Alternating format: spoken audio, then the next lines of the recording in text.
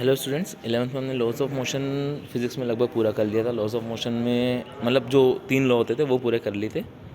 Next हम बढ़ते हैं फ्रिक्शन की तरफ। ठीक है, फ्रिक्शन में जब हम देखेंगे तो फ्रिक्शन होता क्या है पहले तो ये देखें।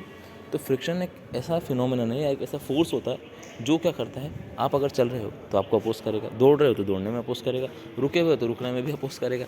तो जो चीज़ आपको कुछ भी काम करने से रोके वो क्या होता है, फ्रिक्शन। अगर चलने में होता है तो उसको फ्रिक्शनल फोर्स बोल देते हैं। आप जो फोर्स लगा रहे हो उसके अगेंस्ट जो होगा वो क्या होगा, फ्रिक्शनल फोर्स। तो कंडीशंस क्या होती है और फ्रिक्शन के कारण क्या होते हैं देखते हैं। तो कंडीशंस क्या होती है कि फ्रिक्शन कब लगेगा, जब दो सरफेस के बीच में ही लगे। एक तो ये कंडीशन होगी कि फ्रिक्शन जब भी लगेगा वहाँ पे दो सरफेस का इन्वॉल्वमेंट होना चाहिए। नेक्स्ट क्या, there should be relative motion between the surface, मतलब कि दो सरफेस जो आपने एज्यूम करी उनके बीच में रिलेटिव सरफेस होना चाहिए। देखो एक एग्जांपल के थ्रू पूरा फ्रिक्शन समझ में आ जाएगा। एक बॉल लीजिए, उसको पहले आप स्मूथ एक टाइल के ऊपर चलाइए, जो टाइल्स होती है वो, फिर उस बॉल को लीजिए और आपकी छत पे जो रफ टाइल्स होती है उनके ऊपर चलाइए, है ना। छत पे जनरली हम रफ टाइल्स प्रीफर करते हैं, तो उस रफ टाइल्स पे चलाइए। तो आपको क्या देखने को मिलेगा कि स्मूथ पे अगर आपने एक बार छोड़ दिया ना तो थोड़ा सा ज़्यादा दूर तक जाएगा, और उसी तरह से अगर आपने रफ पे छोड़ा तो वो ज़्यादा दूर तक नहीं जाएगा। क्यों नहीं जाता, क्योंकि फ्रिक्शन होता है जो उसके मोशन को अपोज करता है। तो इसीलिए फ्रिक्शन कब लगेगा, जब दो ऑब्जेक्ट के बीच में रिलेटिव मोशन होगा, दो सरफेसेस के बीच में। नेक्स्ट कंडीशन क्या होती है, there should be interlocking between the projection of the surface. Interlocking क्यों, देखो अगर रफ सरफेस होगी मतलब थोड़ा सा ऊंचा नीचा सरफेस होगा, तो अगर कोई ऑब्जेक्ट उसके अंदर जाएगा तो वो उसमें लॉक हो जाएगा, फंस जाएगा, और उसी की वजह से वो पीछे मतलब जो आगे जाना चाहता है वो आगे नहीं जा पाएगा। नेक्स्ट हम बात करते हैं लॉज ऑफ फ्रिक्शन। तो जैसे लॉज ऑफ मोशन थे वैसे फ्रिक्शन एक फोर्स है, तो फ्रिक्शन के भी कुछ लॉज है। क्या बोलता है कि फ्रिक्शन जो है वो नेचर ऑफ द सरफेस पे डिपेंड करता है, एरिया पे नहीं। मतलब क्या कि आपने एक स्मूथ एरिया लिया, बहुत बड़ा लिया, तो उस पर फ्रिक्शन कुछ लगेगा, बिल्कुल लगेगा। अब आपने एक छोटा सा स्मूथ सरफेस लिया, उस पर भी फ्रिक्शन लगेगा। तो ये लोग क्या बोलते हैं कि फ्रिक्शन चाहे आप छोटी सरफेस पे लो, बड़ी सरफेस लो, फ्रिक्शन सेम लगेगा। डिफरेंस कहाँ आएगा, अगर आपने एक रफ सरफेस ली और एक स्मूथ सरफेस, तो रफ पे ज़्यादा लगेगा, स्मूथ पे कम लगेगा। Next direction of friction opposite to that of motion, मतलब फ्रिक्शन हमेशा आपका जो मोशन हो रहा होगा उसका अपोज करेगा। नेक्स्ट हम बात करते हैं लॉ की। नेक्स्ट क्या होता है कि जब प्लेन सरफेस पे, तो प्लेन सरफेस में अगर आप आगे की तरफ बढ़ रहे हो तो फ्रिक्शन कहाँ लगेगा, पीछे की तरफ। जब भी अगर आप एक कर्व्ड सरफेस पे मूव कर रहे हैं, आपका ऑब्जेक्ट जो है वो कर्व्ड सरफेस पे मूव कर रहा है, तो आपको भी पता है कि कर्व्ड सरफेस पे मोशन की डायरेक्शन कहाँ से देते हैं हम, टेंजेंशियल होती है। तो टेंजेंशियल डायरेक्शन में आप अगर आगे बढ़ रहे हो तो रिवर्स डायरेक्शन में जो टेंजेंट बनाओगे अगर आप, तो वहाँ पर क्या होगा, आपका फ्रिक्शनल फोर्स। नेक्स्ट लॉ आपका क्या होता है कि frictional force is directly proportional to the normal reaction. अब नॉर्मल रिएक्शन एक नई टर्म आई। नॉर्मल रिएक्शन क्या होता है, हमने देखा था कल कि हर एक ऑब्जेक्ट के ऊपर, या बहुत पहले देखा था शायद, कि ग्रेविटेशनल फोर्स लगता है इक्वल्स टू m/g।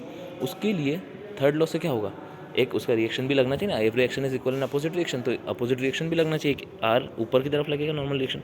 तो क्या बोलता है फ्रिक्शन का लॉ कि frictional force F should be directly proportional to the R, और प्रोपोर्शनलिटी कांस्टेंट हटा के आपको मिलता है कि म्यू, तो F should be equals to mu into R. Mu को बोला जाता है कोएफिशिएंट ऑफ फ्रिक्शन, और ये कहाँ डिपेंड करता है, सरफेस के ऊपर। बहुत स्मूथ सरफेस है तो म्यू की वैल्यू बहुत कम, थोड़ी सी रफ सरफेस है तो म्यू की वैल्यू थोड़ी सी ज़्यादा। ठीक है, ये लॉस ऑफ फ्रिक्शन होगा। टाइप्स ऑफ फ्रिक्शन दो होते हैं, स्टैटिक एंड काइनेटिक।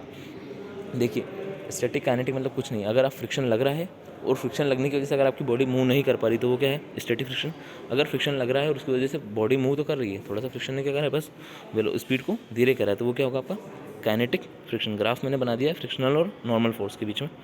नेक्स्ट हम बात करते हैं कि पुश ज़्यादा आसान होता है या पुल करना। किसी ऑब्जेक्ट को पुश करना ज़्यादा आसान होगा या पुल करना। तो जब हम किसी ऑब्जेक्ट को पुश करते हैं तो देखिए आपने क्या, किसी एंगल थीटा पे मान लीजिए पुश किया, एफ फोर्स लगाया एफ, तो दो कंपोनेंट बनेंगे, एफ कॉस थीटा पैरेलल में एक्स एक्सिस के, और F sine theta Y axis में, नेगेटिव वाई एक्सिस में। तो यहाँ से आपको पता है कि रिएक्शन कितना हो जाएगा। देखो बैलेंस करिए फोर्स को, ऊपर कौन सा फोर्स है, सिर्फ एक रिएक्शन फोर्स आर। उस ऑब्जेक्ट के ऊपर नीचे कितने फोर्स लग रहे हैं, एक तो एफ साइन थीटा और एक क्या लग रहा है, वेट एम जी। तो आपका रिएक्शन फोर्स कितना हो जाएगा, total W weight plus M G sine theta, F sine theta. अब जब आपको पता है फ्रिक्शनल फोर्स क्या होता है, म्यू इंटू आर, तो एफ कितना हो जाएगा, frictional force equals to mu into W plus F sine theta.